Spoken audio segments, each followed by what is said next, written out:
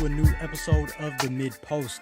We are about 70% of the way through the NBA regular season, and this is usually the part where, just like half the league's players and coaches, we're all just kind of preparing for the playoffs right now. And as a podcaster, unless you have a daily show, it can get a bit hard to maintain creativity without rehashing the same old topics. So today, I actually decided to shift the focus just a little bit and do something more lighthearted. I'm going to be sharing a tentative list of the players that I believe are going to be my favorite players for the next generation of NBA basketball. Now, this was actually inspired by a conversation that I've had with different friends of mine throughout the last year or so. And shout out to Kenny Beecham, actually, because he recently had a post where he said that now that his number one guy, Chris Paul, has finally retired, he was having a bit of a crisis trying to figure out who is going to take his place, right? Who is going to be that next guy that he follows for all their NBA career. And see, that's the beautiful thing about sports. We can make all these hypothetical lists, but at the end of the day, we all have a list of favorite players that would look different than anybody else's in the world. One that, free of judgment, we would have no problems sharing. And so the other night before bed, I was trying to genuinely come up with a list, in order, in fact, of my favorite players from the 2000s and the 2010s. That was the basketball that I grew up with. That's what made me fall in love with the game. And then I thought it would probably be more fun to make a list for the next generation of players, because I really have no idea. Again, like Kenny, I've been saying this the last few years. If you were born anytime throughout the 90s, especially the late 90s, we are entering the years where for the first time ever in our lives, we will be watching an NBA with no Kobe Bryant, no Allen Iverson, eventually no LeBron James, no Stephen Curry, the whole nine. And it makes you wonder, oh shoot, who are going to be those guys that I gravitate towards and or resonate with on a deeper level, where no matter what, I'm dropping everything that I'm doing and I'm watching them play basketball. So I'm going to share that the tentative list that I came up with recently, because it could definitely change as the years go by. But as of February 24th, 2026, this is what I came up with. Now, before I get into spots 10 through 6, I got to share my honorable mention. And my honorable mention for my list of the next generation of favorite players that Desmond will be watching moving forward, my honorable mention is Derik Queen. And I think I've said it before, if not on this platform, my former show, Hip to the Games. Derik Queen I was really surprised with how good he would be in the NBA. Like, you knew he was going to be good coming out of college. He had all the skills. He was mobile. He could stretch the floor. It made sense. But you always question, can guys like that, especially low post bigs in an era where it's harder to thrive as a low post big if your last name ain't Jokic or Embiid or whoever. And so you wonder, did he have all the tools to make it work in the NBA? But now that he has shown plenty of flashes of that being the case, I really like the kid, man. I really like the kid. The first minute I seen him thrive at the NBA level, I'm like, this dude moves like Escalade of and one. I mean, mobile big, runs the floor well. He's got these nimble feet and can score with his back to the basket and upon a face up. I think that's the dopest part about his game, is that he has that old school game. You know, he may have a baby face, but he proves that the old man game still works. And he's a fearless competitor. Like I said, don't let the baby face fool you. He really likes competing, and he's been in interviews saying that, like, I want to play Embiid, I want to play all these guys. Like, I want to play the best of the best. And he has the right approach. And like I said, he has the game to do it. And that's the quickest way for me to become a fan of somebody, is if they have old school game, especially nowadays where that has kind of been pushed out. Everybody wants a bag. Everybody wants to make the highlight reel, things of that nature. But there's just something good and something undefeated about having good fundamentals. And Derik Queen has those fundamentals, and that's why he was so refreshing to see on my end. So he's my honorable mention, to the point where, again, if he can really develop into that kind of player and be an all-star in this league, he'll probably crack my top 10. But as of right now, I did come up with 10 names that were ahead of him. And the first of those names, for number 10, is Brandon Miller. And this actually kind of surprised me. I was a little bit hesitant to put him in this list, and I don't really know why, to be honest. I just was a little bit hesitant, so he cracked the 10th spot. But I think after I sat with it for a little bit, it's the fact that he plays with a calm demeanor, yet he has a mean streak about him. We've seen him dunk on dudes and hit him with a mean mug. We've seen him hit big shots and mean mugs, stuff like that. I like that he has this competitive mean streak about him. He's not afraid of big moments. And from what I noticed when I watched the Charlotte Hornets, he takes mistakes on the chin and he doesn't get too high on big plays. He's impressively even keeled to my knowledge. And when I watch him again, it's just no secret that because Tracy McGrady was my first favorite player ever, it was no surprise that later on in my preteen years or whatnot, I'm trying to think, I was probably like 10 years old, 11 years old, or maybe 11, 12 years old when Paul George came to the scene, and he's getting the T-Mac comparisons. And now, of course, in this new era of basketball, Brandon Miller has gotten those comparisons to a Paul George. So it's just funny how life works. Like, I just like these kind of players, guys that are smooth, guys that can shoot, guys that can have an impressive handle, impressive mid-range game. And I think that's what it is about Brandon Miller that just draws me to him. And quite honestly, I think once I started doing my mid-range Monday series on my solo YouTube channel, I was awakened to his half-court game and the ability that he possessed to score in the mid-range. And I was like, oh, he's not just a three-point shooter. He's got some legitimate half-court game. He can score out of the triple threat. He can score out of a double team. He can hit a spin move and hit a pull-up midi and catch the defense off guard. He can score out of the pick and roll, like so many things. And I was like, oh, okay. So, like, his skill set has 20 point per game score written all over it. He just has to evolve and get to that point and figure out his game and work out the kinks and whatnot. So, again, he can score at all three levels. Very impressive mid-range game. Smooth jump shot. Quick release. He can get hot from three. We know that. And again, he'll dunk on your head. And again, those are players that I've always enjoyed. Them high flyer players. Again, it's Tracy McGrady, Paul George, no matter the era, Vince Carter, Kobe Bryant, Dwayne Wade was above the rim. Wasn't flashy, but he was above the rim. Obviously, LeBron James, Desmond Mason. Like, the quickest, especially when I was young, the quickest way for me to be a fan of yours was to jump out the gym. And Brandon Miller, he's got some impressive posters to his resume and things of that nature. So, yeah, I think he's good at number 10 for now. He can very well slide up, in my opinion. If he can really ascend within the next year or so, this is going to be somebody who's probably going to slide up my list. But again, I'm still at that stage where I watch the Hornets because they're all exciting. It's not necessarily that I'm watching the Hornets to watch Brandon Miller. So that's the next thing that we'll see if he develops. Can he get to that point where I drop what I'm doing and I watch Hornets games, not just because the Hornets are good, but because I know Brandon Miller is going to put on a show. And speaking of putting on a show, I think that fits the description of this next player, where at number 9, I have Matis Buzelis.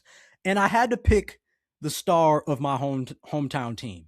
I mean, as much as weird as the Bulls are doing right now, and in a lot of ways, we are finally embracing a tank per management. But at the end of the day, in the midst of all those pieces, we still got Matis. And this dude, I think everybody around the league is waking up to the fact that there is something about this kid that can be special. But the issue is, can it be groomed to reach that point? And when you watch Matis Buzelis play, he has the talent. It's sheer talent. He just hasn't been able to develop his skills. And like I said, he has all the tools to be the star player of the Chicago Bulls. And I've always seen him as a craftier Jalen Johnson, minus the playmaking, but with better defense. From the jump, he was an impressive shot blocker. That was pretty much how he was able to stay on the floor his rookie season. And because he has great size, great length, he's able to impact shots defensively. And that also turns to the other side of the floor, where he thrives in transition with that same length, size. He's athletic. He loves the highlight dunk. He's already mastered back cuts and things of that nature. Again, this was helping him stay on the floor and helping him be productive with limited touches and limited opportunities. So he has a lot of those role player elements on both sides of the floor, which is a great sign. But again, he hasn't been able to develop that handle. He's shown flashes of it, but he hasn't been able to develop that handle and really showcase that freedom and confidence to go to work and show what he can do in the half court. And that's my thing with Matas Buzelis. He is not going to be, I just fear he is not going to be able to develop that game and develop those half court go-to moves as long as he's under Billy Donovan. But the flashes are there. It reminds me a little bit of Kawhi Leonard in San Antonio. Now, of course, it got to a point where inevitably Greg Popovich had to play through Kawhi Leonard, especially once Tim Duncan retired, Manu retired, Tony Parker went to the Charlotte Hornets. Like, it had to go through Kawhi Leonard because he was the freshest and he was next up. And he took his time to develop the game to earn that role. And I don't know if Billy Donovan has that same trust in Matas Buzelis. This is a guy, again, this kid has been durable. He plays a lot. He's very rarely injured to my knowledge. And quite frankly, is one of the reasons why you want to watch a Bulls game, because you want to monitor the continued development of Matas Buzelis. So it was only right that I put him in my list, because as a Chicago Bull fan, I'm going to be watching him closely with his career. And I think even his personality, he always reminded me of Dirk Nowitzki. Like, joyous spirit, youthful spirit, fun to watch, easygoing guy. I see them as kindred spirits a little bit. Totally different games, but kindred spirits in that regard. And a guy that's not just great on the floor, but looks to be somebody who gets along with his teammates. Happy-go-lucky kind of guy, bringing some great personality to the locker room. So I see all of that with Matas Buzelis, and again, with the right foundation, he can be a star in this league and a likable figure and a marketable figure in this league, but he just needs that soil to grow. But he is definitely on my list. Now at number 8, we got one of the twins, Amen Thompson. As a fellow twin, this is no diss to Asar. I love watching these brothers both. I love their spirits. I love how much they love the game. I love how much you could tell they got that brotherly bond. They care for each other. Things of that nature. I said it in my last episode. Brother stuff always gets to me, but especially that twin stuff always is going to get to me. And it's no diss to Asar, but Amen, he's reaching that point. From day one, I looked at really both him and his brother, but from day one, I looked at him as a champion. I just don't know when he's going to be a champion, but I do know that this brother is a champion. He is the perfect glue guy to bring a team from contention to champion. He's a smart cutter. He crashes both the offensive and defensive glass. There are so many times you watch him with Alperen Sengun, and when Alperen is in the post and he's getting trapped, Amen automatically knows where to cut, when to cut, how to cut, and it just creates a situation where Alperen's Sengun can somehow just do a behind-the-back pass, and he's just got the ball all of a sudden for an easy dunk or layup. Like, he's smart. He's on the same page as his teammates. He's an incredible glue guy. We all know he's got hella athleticism. Another guy that can jump out the gym, crazy in transition. Again, very reminiscent of a young Russell Westbrook in that regard sometimes, where he can take the ball the length of the floor and finish over the top, put on a show for fans. And of course, I think the attribute that really drew a lot of us to him was his defense. He's an elite on-ball defender, excellent timing, contesting shots, excellent, like I said, altering shots, getting rebounds, locking up, stonewalling defenders. He's strong, he's lengthy, he's got like the perfect size and really body type to be an elite defender in this league.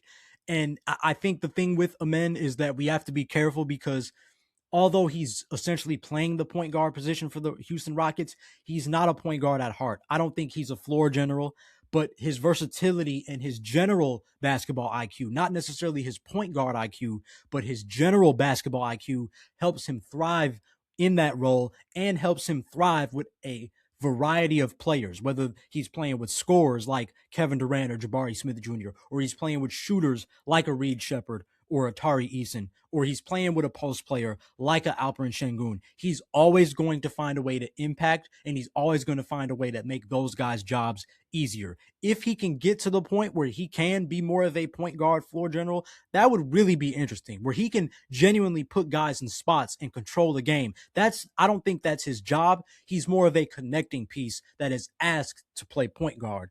So I've always compared him to Warriors Andre Iguodala in that regard. I do think that at his core is who he is and what is going to make him a star, because he has truly got all the tools to be a superstar in that role. I'm just unsure if he reaches that potential in Houston. Because quite frankly, like I said, I see him as a great connecting piece. So I just have this envision where, similar to Andre Iguodala, it might be down the line where he helps another star, whether they come to Houston or he goes elsewhere. He is going to help another star get over the hump and win a championship because he's such a great glue guy and connecting piece that makes those kind of teams better. And again, he's my kind of player. All around impact. He locks up, electric to watch. Amen Thompson, I get excited when I watch him play. Again, I'm not yet at the point, hence why he's further down in this list. I'm not yet at the point where I'm watching Houston Rockets games to watch Amen Thompson. But when I do watch the Houston Rockets, I'm excited to see how he impacts the game. So that is why he's cracked my list. All right, we're getting up there. Moving on to number 7. I had to put Cooper Flagg right here, man. And you would think Cooper Flagg, he would be a little bit higher, but right now he's 7th. And the thing with Cooper Flagg when I watch him play is that he's way better as a scorer than I thought he'd be. I just have to keep saying that because I was wrong about that kid. I did not think he was going to show this knack to score the basketball so soon in his NBA career. I mean, he's already found comfort getting to his spots in the mid-range on a consistent basis. He's already hit veteran shots. I mean, when you look at that game, he nearly scored 50 versus Cade Cunningham. You knew he was on fire because he started just hitting the hezzy pulls, just one dribble, shoot over the top, and he was making them. And that's when you know when players are making those shots and they have the confidence to take those shots, they're on another level. They are on NBA Jam on fire level. And that's what I see when I watch Cooper Flagg. And I was like, oh, nah. This dude ain't going to be no 20, 21, 22 point per game scorer. And especially now that Anthony Davis is out the picture, Kyrie Irving's getting older. Oh, yeah, he's coming for that 25, 26, 27 plateau. And shoot, who knows? He could probably reach 30 at some point down the line. But yeah, he's got the tools, man. When it started coming together for him, I would say around December, maybe, it was getting scary. It was getting scary. And again, he has this competitive edge. We saw it in his high school clips. He's brought it to the NBA level. He can make big plays. Like I said, in that game versus Charlotte, Cade Cunningham was his roommate, but he was going at him every single time. I think it was like this brotherly competitive edge, but at the same time, it was like, bro, you cannot guard me. It's food every time. And I think I even tweeted during that game, like, there is nothing like playing basketball against your homies, because your homies know your moves. Your homies know your tendencies a little bit closer. Shoot, your homies gonna know what you like to eat for breakfast and somehow use that against you. So those matchups are always more fun to watch. But he was going at Khan every time. And I'm like, see, if this is how he's going to do his homeboys, when he figures this NBA thing out, he's going to do this to the entire league. Not afraid to make those plays on offense, but he's also not afraid to make those plays on defense. Again, he's got the body to be a versatile defender and versatile offensive talent in this league. And it's been nice to see him make that effort to try on defense and not just be a one-dimensional player. Like I said, hasn't shied away from big moments in primetime games. We saw that with the Charlotte game. We saw that on Christmas. He's really embraced this role of being the silver lining of the Luka trade, pretty much. And I don't like to use the word savior, but that is pretty much what I'm alluding to. He is the silver lining for Dallas Mavericks basketball moving forward, and that's what's going to be fun. You can already tell there's just something in this kid that is probably going to place him next to Dirk Nowitzki on that plateau of like, yeah, I am Dallas Mavericks basketball, and I came and essentially saved the day and saved the franchise during moments where it wasn't really in that good of a place. So I love everything that Cooper Flagg is all about. I'm a big fan of his game, and I'm really excited to see how he progresses because he is absolutely going to be a superstar in this league. But another guy I feel the same way about, and that I had to give the edge over, a slight edge over Cooper Flagg, is VJ Edgecombe. I mean, this kid is Anthony Edwards' athleticism plus D Wade's slashing ability plus Jimmy Butler's demeanor. You put all that in a blender and you're going to get VJ Edgecombe. I mean, he's got this excellent leaping ability and athleticism that allows him to play above the rim and succeed above the rim. He can get to the rim at will. It's not like he's one of those players that has a limited handle or anything like that. Obviously, that is something that's going to improve, hopefully, as he progresses in this league. But again, he's not somebody that plays with his food. He's very quick twitch, quick decision making, burst through the lane, finish over the top. And another guy that loves the big moments. Of course, his NBA debut was one of those games. He came out and said, I am here. I am in the NBA, and I'm not going to hesitate to show you how great I am or how great I can be. And we've seen him be clutch throughout various moments of the season. Most notably, the Rising Stars game, he hit the clutch shot. He had the clutch 3 versus the Memphis Grizzlies on the game on NBC. He's already a rookie that isn't shy, and he's mentioned this. He says his teammates trust him, and they don't get mad when he makes mistakes. They don't get upset when he misses. They just appreciate the fact that he is able to rise to the occasion, and he's not shy. Again, that's the Jimmy Butler. That's the Dwayne Wade. That's the Ant Edwards. That kind of irrational, delusional confidence to have as a rookie already. Second to none. I think the main thing, though, that I love about VJ Edgecombe that I feel like nobody is talking about is that this is the most underrated detail that has separated him from his peers.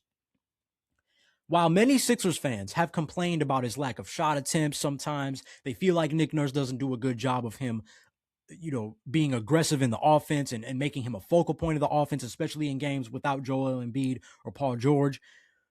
VJ Edgecombe has already established the recipe for a long and prosperous NBA career. No matter the roster, he is always going to find a way to be an impactful player. If he's not scoring, he still gets rebounds and assists. If they need buckets, he can score at 3 levels with a green light. We've seen him get to his step back midi. We've seen him get to his fadeaway. He's not just settling for threes. We've seen him be efficient from 3. We've seen him shoot clutch threes. We've seen him shoot off the dribble contested threes and make it. If he's having a quiet game, he doesn't mind spending that energy on defense to make a play on defense, help them get out in transition, and turn those turnovers into points. Again, this is the Jimmy Butler type of player, which I wouldn't be surprised if VJ Edgecombe evolves into. And what do I mean by that? Right? We see Anthony Edwards has emerged into this 28, 5, and 4, prototypical 2000s NBA superstar scorer. VJ Edgecombe has all the tools to become that, and I hope he does.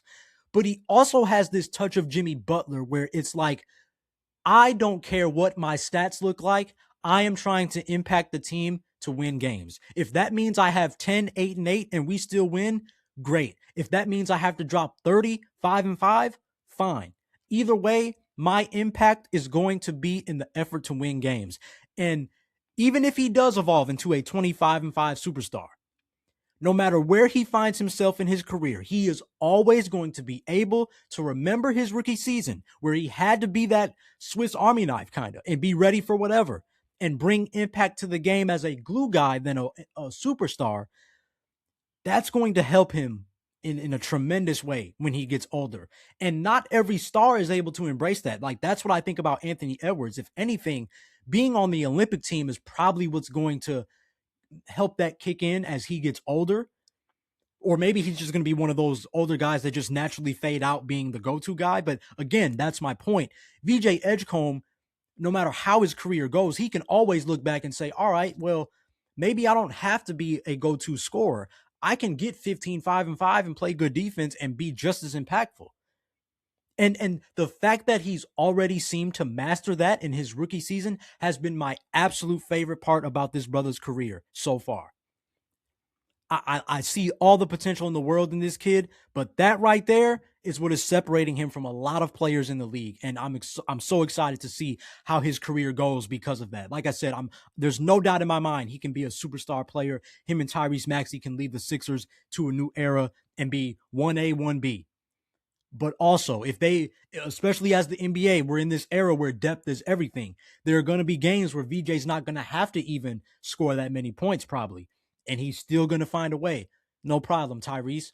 I got you. I can get a little 14, 8, and 8, and that's all. I got you. I know how to be impactful in a variety of ways. So I love that about VJ Edgecombe. And again, the Sixers aren't there yet, but soon enough, it's going to come where I'm going to be watching the Philadelphia 76ers because I'm going to be excited to see the progression and the stardom of VJ Edgecombe. So that's the first half of my list of younger guys who I believe will have my full attention once many of the veterans that I've grown up watching end their playing careers. If your tentative list looks similar, definitely let me know if we got some things in common and are on the same page. Like this list, though, many of them are just getting started, and we are certainly in for a treat as their careers progress.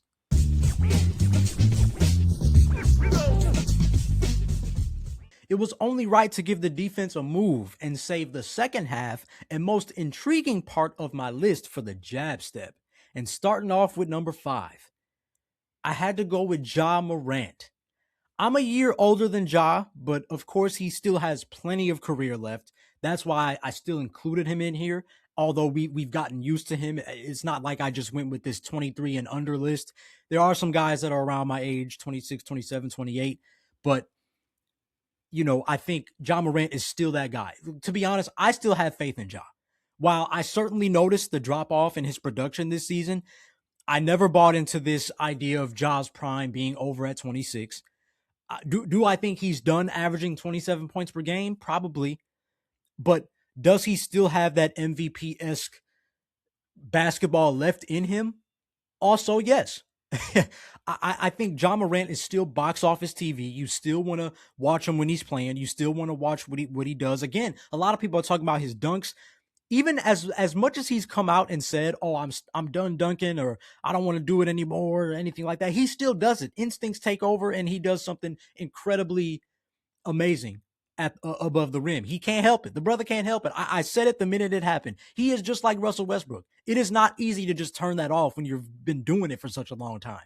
So I love that. And even then, his handle is just as exciting as his dunks. His ability to break down the defense and get to the lane and set up guys. All of that is still just as exciting. I think people have lost the plot just a little bit with Ja Morant. And I have faith that, again, he just needs the proper environment. He just needs more of that positivity around him and more of that belief around him to where he can get back to that. Again, the kid was young and he made mistakes, and shoot, I'm sure none of us would like to air out our mistakes on national television. So of course, you got to give him some grace, and I think now, like, the Grizzlies have been changing so many guys off the roster, trading guys, giving up on guys, whatever the terminology is. That's going to play a role too.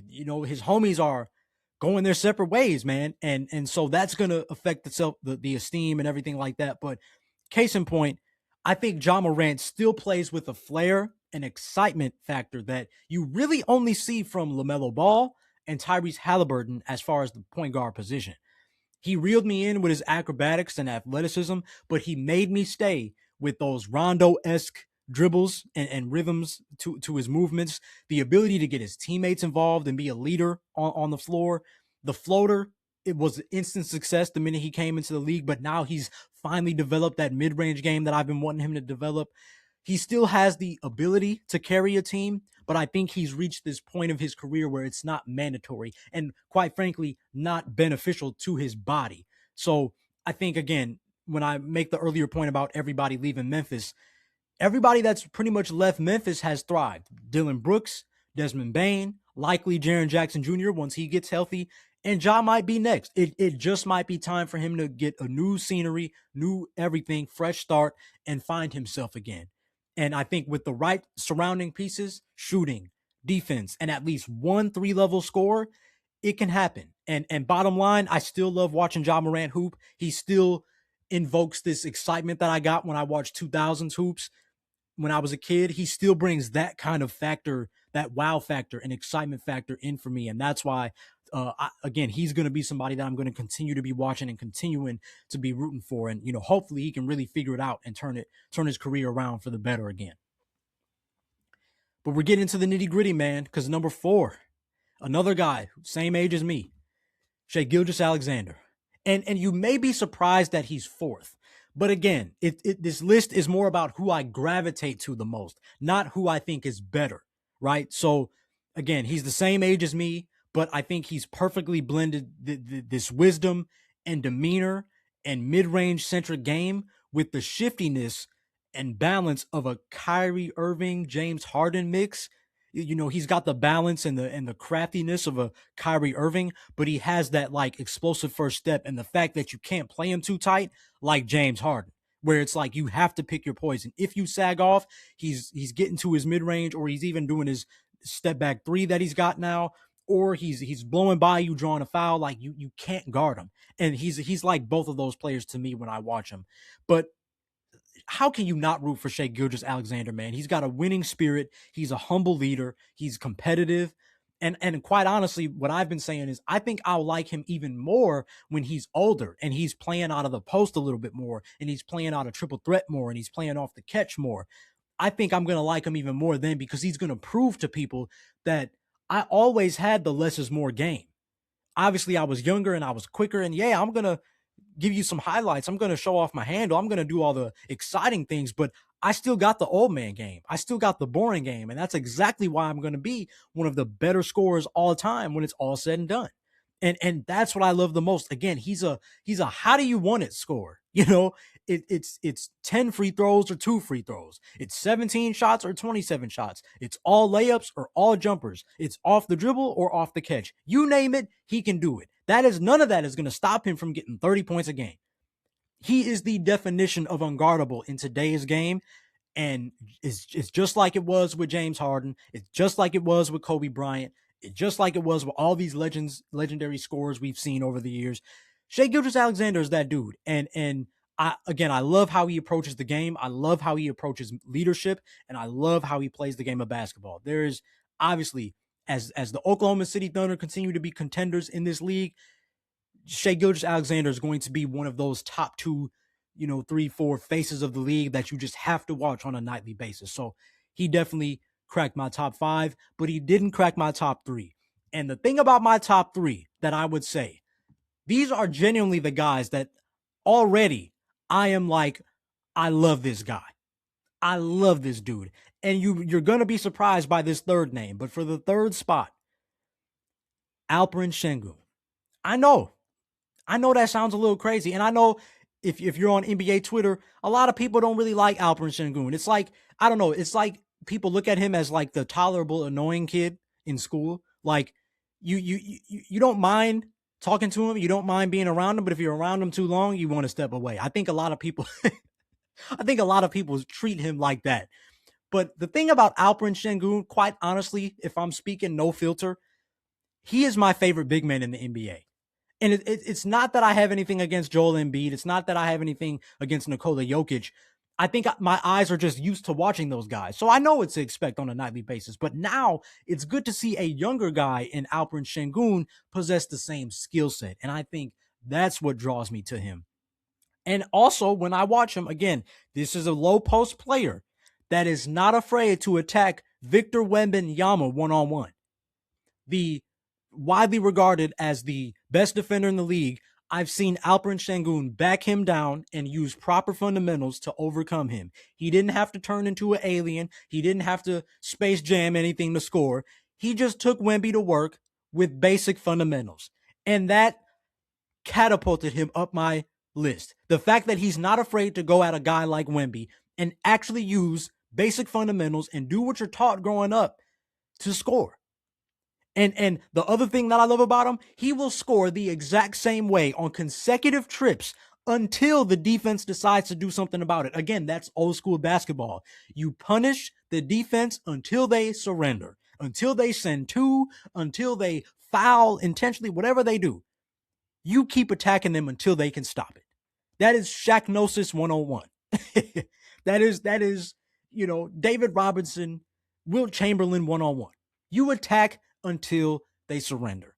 And Alperen Sengun does that. He does not shy away from confrontation. He initiates contact first. We've seen him do this time and time again. He will do that little stutter step with the left dribble, spin off your big man and finish at the cup, or even dunk. He will use that move time and time again until you stop it.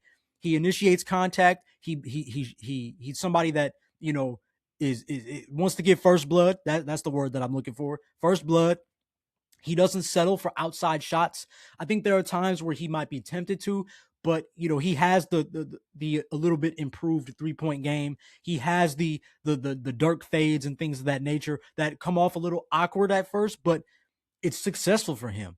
And he's just one of those guys that is helping keep the value of the low post big man up, because we were getting to a point the last few seasons where it looked like that player was dead. Because guards, and I'm telling you, if you watch NBA basketball on a nightly basis, I guarantee you will see it every single night.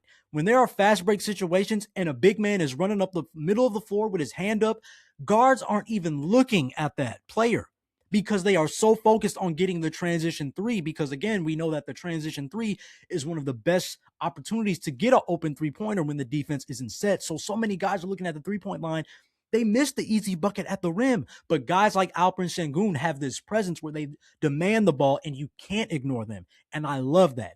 Again, I would love to see him become a more consistent shooter. I would like to see him get more aggressive on the glass. There are some games with Alperen Sengun where I'm like, brother, you should not have 2 rebounds this game.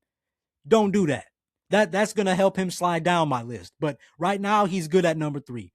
And I think the thing is, he reminds me of the bigs that I grew up watching. Most noticeably, a Pau Gasol type of player, high IQ passer, in and out of the post. Not as good as Pau defensively, but he's not a pushover either. He holds his own. He's just a really good player to make a perimeter scorer's life easier and vice versa. To me, it was no surprise that Kevin Durant wanted to go to the Houston Rockets after the Phoenix Suns situation. And I know Alperen Sengun was excited to play with a guy like that because they can make each other better. I'm telling you, especially because Kevin Durant came in the NBA when that was the kind of basketball that was really popping. There is something about a low post scorer with a great half court scorer. It's always beautiful. Even if it doesn't always result in championships, it's always a beautiful sight. And I think that's another reason why I like watching the Houston Rockets, just to see that dynamic there. But yeah, focusing on Alperen Sengun, really good fundamentals, high IQ, plays the game the right way with passion. Those kind of players will always have a fan in me, especially with what I said about Derik Queen. When you're playing a style of basketball that's a lost art and you're help keeping it alive, that's also another way you can become a fan in my eyes. So shout out Alperen Sengun. And then there were 2. And that second spot actually goes to number 2, Cade Cunningham. This dude, pun intended, is a bad boy. That is one bad boy Piston, if you ask me. This kid's got excellent leadership on and off the court. He's literally wise beyond his ears. Like you hear him talk and he sounds like he's about 30 years old when you do your Googles and you realize he's like 23 or something like that.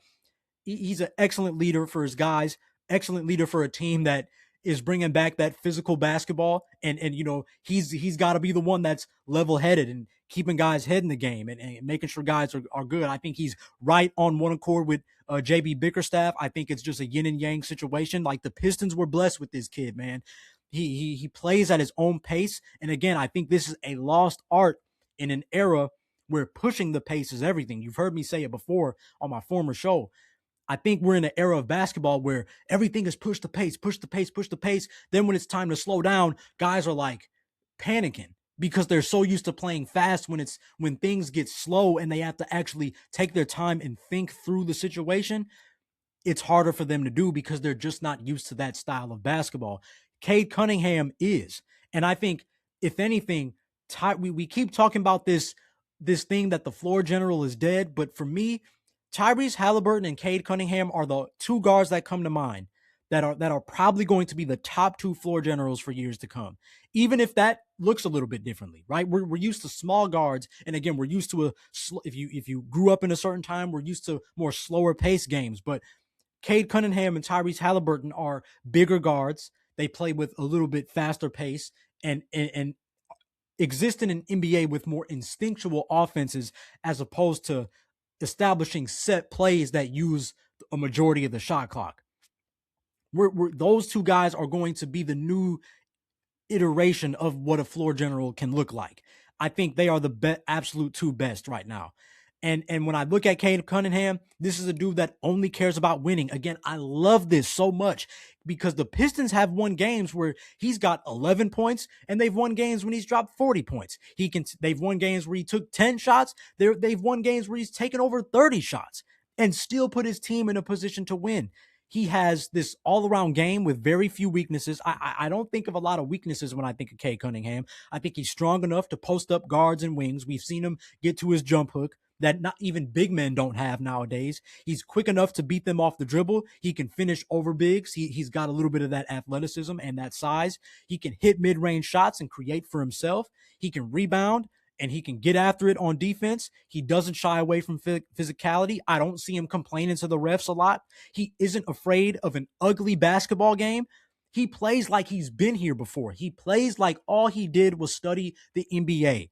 And that's why I would say he is definitely, by far, my favorite point guard in the NBA, because he is the total package and he has the mind to go with it, where if you want to play fast, he's got you. If you want to play slow, he's got you. And it's only a matter of time before he establishes himself as one of the next greats in the league.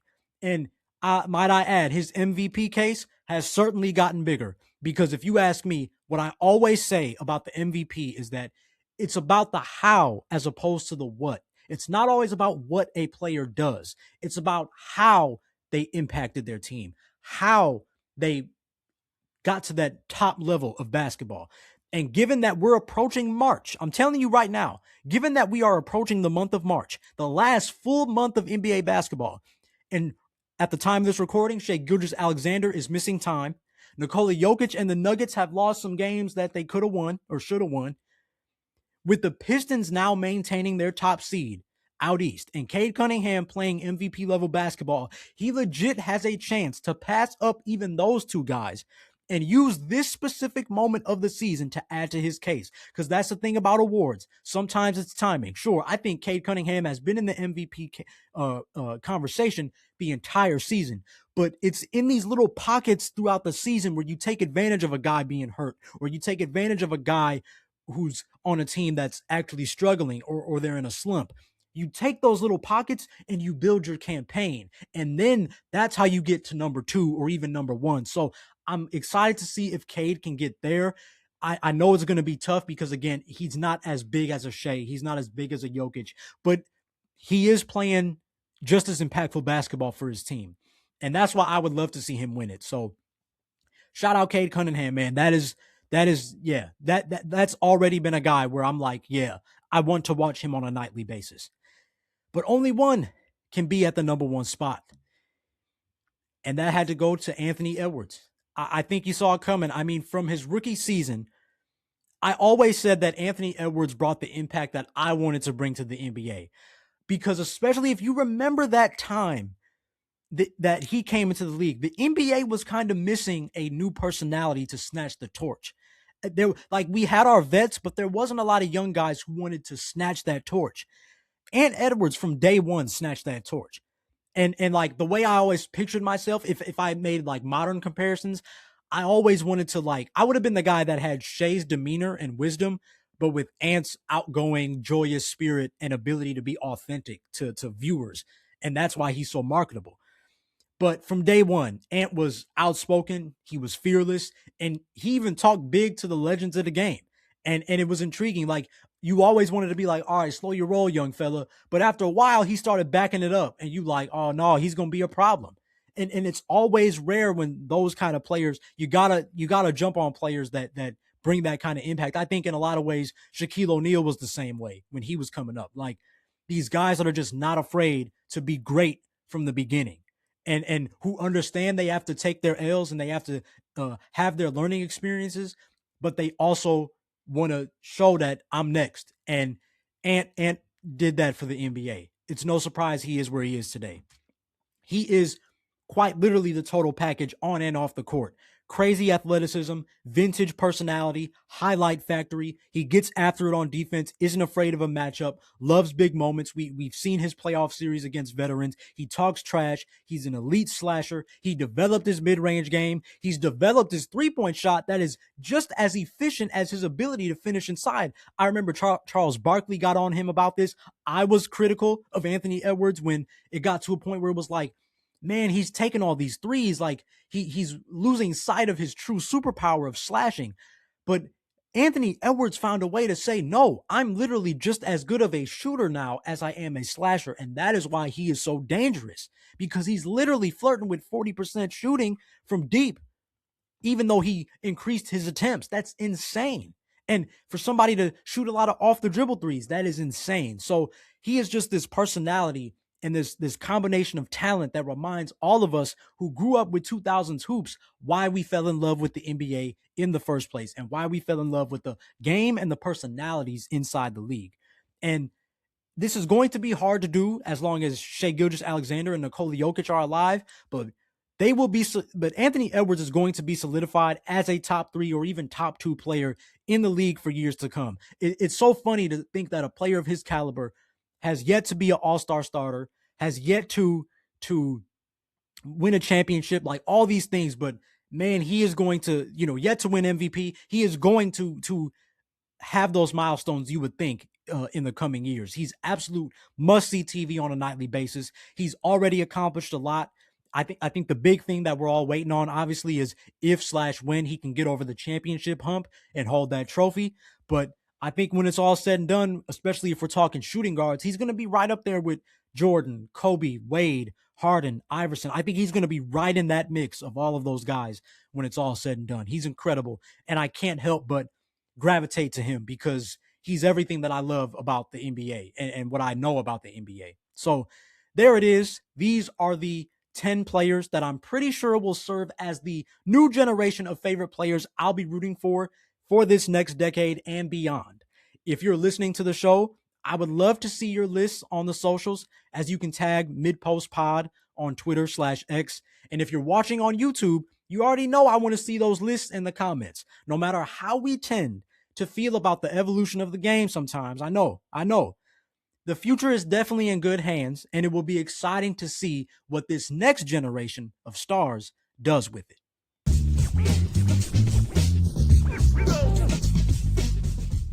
You already know what time it is. Now it's time to give buckets. Make or miss. First up, make or miss. The ABA throwbacks for the Indiana Pacers, San Antonio Spurs, Denver Nuggets, and Brooklyn Nets are set to return next season, likely as the NBA celebrates 60 years since the ABA started in 1967. So when you look at the ABA history, the Indiana Pacers have been the Indiana Pacers from the jump. But you look at before the NBA, there were the Dallas Chaparrals or the Texas Chaparrals, if I'm saying that correctly. Of course, this evolved into the NBA's version of the San Antonio Spurs. The Denver, before they were the Denver Nuggets, you had the Denver Rockets in the ABA. And then before the New Jersey/Brooklyn Nets, you had the New York Nets. And then before that, they were the New York/New Jersey Americans. So they've been around for a long time. And hopefully another team that comes to mind is the New Orleans, because we know that they were the New Orleans Bucks. They were the Louisiana Buccaneers back in the day with the ABA. But hopefully all these franchises that have ABA ties are able to bring these throwbacks back and celebrate the league. I think it's always good when the NBA celebrates the league that was the precursor to the NBA. And the ABA has so much history. Again, it's birthed so many legends. Like, we had Julius Erving, if I'm correct, George Gervin, I want to say. Like, there were so many ABA legends before they became the known NBA legends that they are. And it was because they were the stars of the ABA. And so I always love, again, I'm an NBA historian nerd. So like, I love when the NBA shows love to and pays homage and really, especially nowadays, educates the youth on the history of the game and what was even before the NBA. So to me, this is an absolute make. Next make or miss, Pat Riley gets Lakers statue this recently, and this is an absolute make for me because it was long overdue. Why did it take the Los Angeles Lakers of all franchises to give the statue for the coach that really put them on with the Showtime era? Well, I can't say put them on. Forgive me. I didn't mean that at all. Shout out Jerry West. Shout out George Mikan. Shout out Gail Goodrich. Shout out Elgin Baylor. Shout out all those guys. Will Chamberlain, everybody.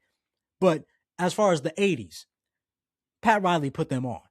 I mean, he led the Showtime era with 4 championships as a head coach. The first one was in 1980 when he was an assistant, so that's 5 in total. He had a 73% regular season win percentage. It was 68% in the playoffs. He had 533 wins in 9 seasons with the team. And I think he just set the standard for the Lakers' rigorous winning culture. Obviously, he went on to take that culture to New York. He went on to really establish that culture in Miami with the Heat. But man, like, you always heard about Pat Riley suicides and all these stories of how strict his conditioning drills were and the standard that he set for the Los Angeles Lakers. Again, I think one of the reasons why they established themselves as a franchise that demands excellence is because they had a coach who demanded excellence. And that's why they won championships. That's why they were always on their P's and Q's. So this is an absolute make. I just hate that it took so long, but I'm so glad he was able to celebrate and celebrate with his players that, you know, while everybody was still here for the most part. I really enjoyed that. And I love that for Pat Riley. Make or miss, the Pelicans rookies get their cars popcorned. If your eyes are on social media recently, there was a post that went viral where the New Orleans Pelicans did their little rookie hazing and Jeremiah Fears, Derik Queen, they got their cars popcorn.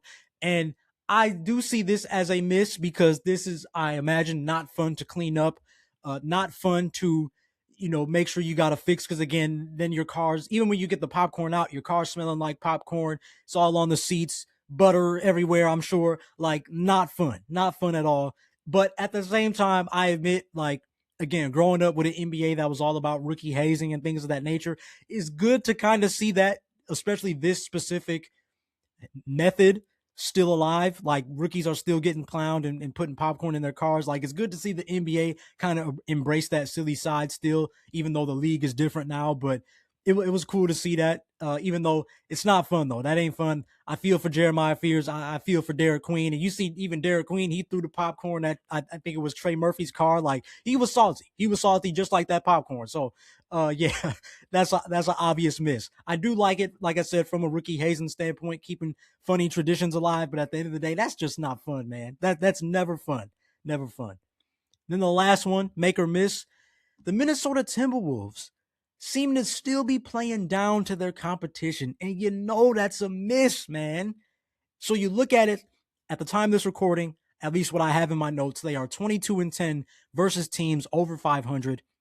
And they are only 13-12 versus teams below 500. So even though they have a winning record regardless, look at how close they are to 500 versus the teams that are below 500. The teams that they're supposed to beat, they're just about average as far as results go. And I think you see that with the eye test too. They're coming in and they're playing these games versus teams they're supposed to beat. You just look at their at the time of me recording this, their most recent game versus the Philadelphia 76ers. They get blown out versus a Sixers team that has no Embiid, no Paul George.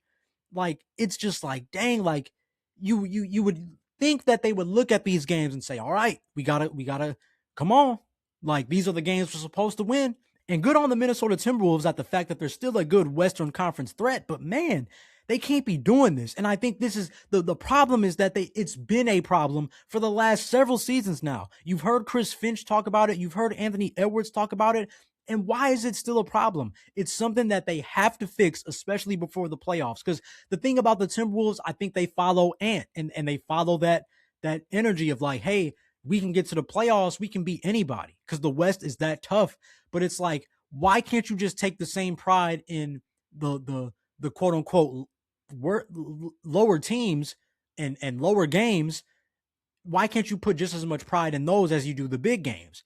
And I don't think as long as they have that approach, they can't expect to win championships. So they got to fix that. That's a miss for me. Again, I know we like to run with this idea that the regular season doesn't matter, or, you know, in some ways it made me think of how I was like during my later years of high school. It just got to a point where I was like, look, I'm just trying to really do good on the classes that, you know, if I got a C in a class that I don't really care about, I'll take it. And I feel like that's kind of how the Timberwolves are approaching it. But obviously now I'm older and wiser, and you just want to make sure you establish the same rhythms and foundation and rudiments, if you will, for everything.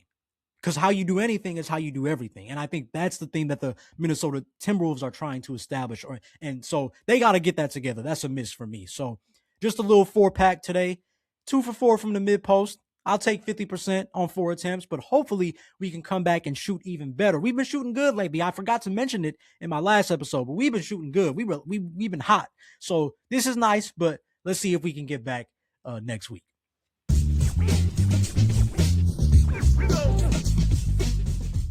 And for the final segment of the show, it's time to reveal this week's mid-post player of the week. And today's player is another throwback who is legitimately one of the most underrated basketball players of all time.